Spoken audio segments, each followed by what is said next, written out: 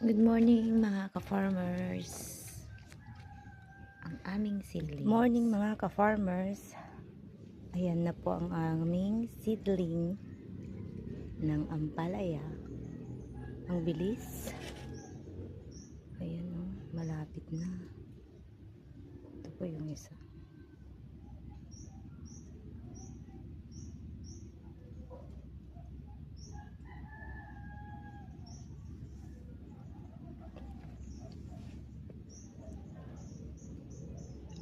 Ay, kumustahin natin yung germination galing ng DA kasi last time hindi maganda yung outcome.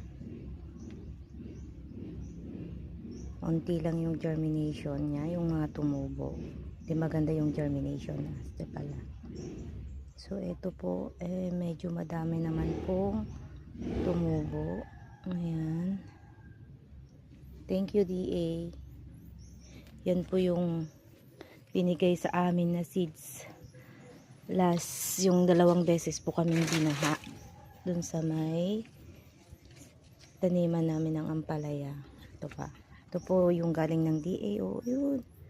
Maraming salamat, DA. Sana mayroon na paulit. Ayan, oh. Ayan. Ganda. Marami din tumubo.